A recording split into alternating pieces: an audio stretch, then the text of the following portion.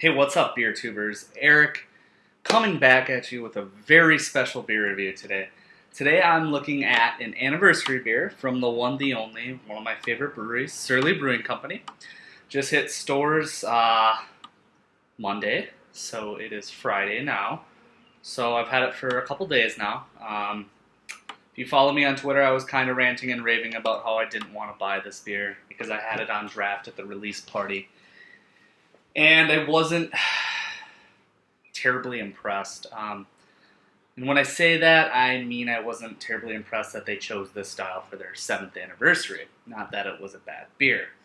But, you know, at $21 a pop, I expect a lot.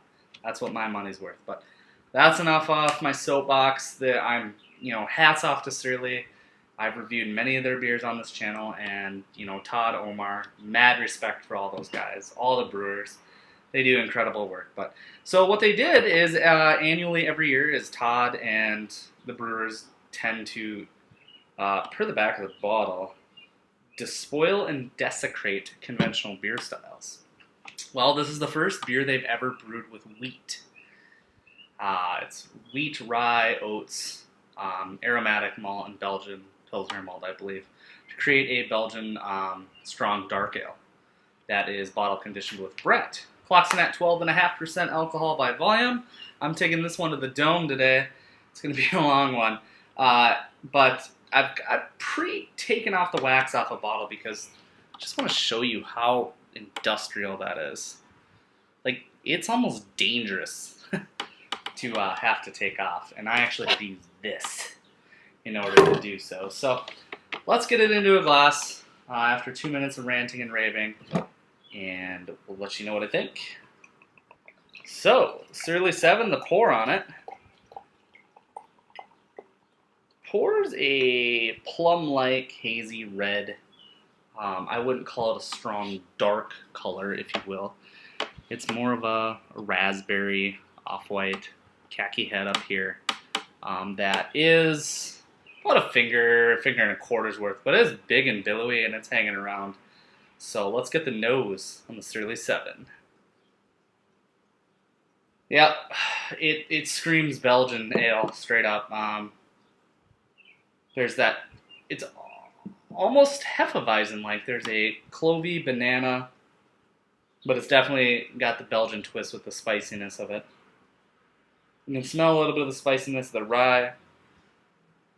I get very, very faint hints of booze.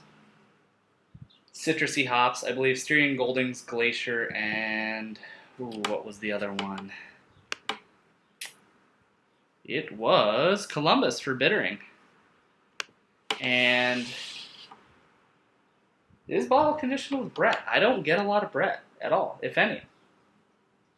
Not sure what strain Todd used. I'm sure it's one of the two he has, or who knows what they've got going on with Pentagram.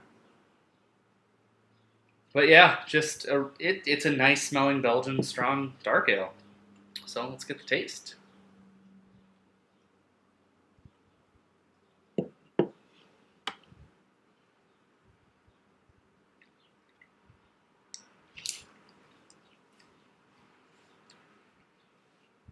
It's a little bit different than when I had it on draft.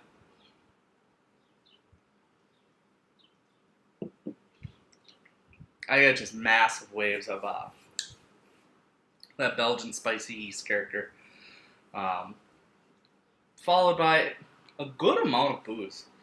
12.5%. This is drinking really, really hot to me.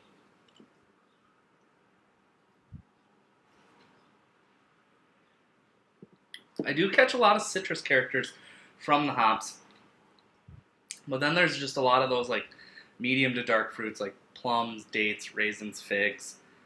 There's a touch of sweetness, a good amount of sweetness actually.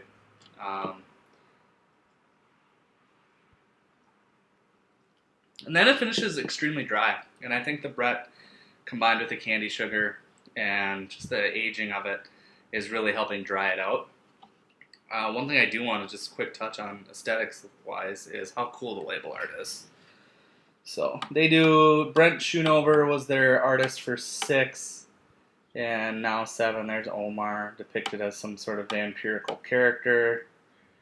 I don't really know what's going on there. The mastermind Todd Haug himself. And then the nice little surly blurb that you get. And you know, that's part of the investment in these bottles is they make great vases or converted glasses.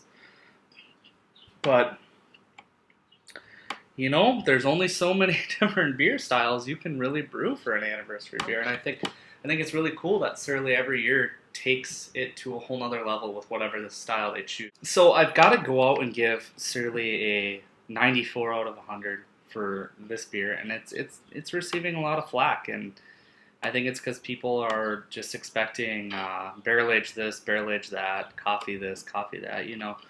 And to be able to brew something of Trappist Abbey nature and to brew it as well as they did, and then put that hoppy, citrusy, Brett surly finish on it, it's awesome. So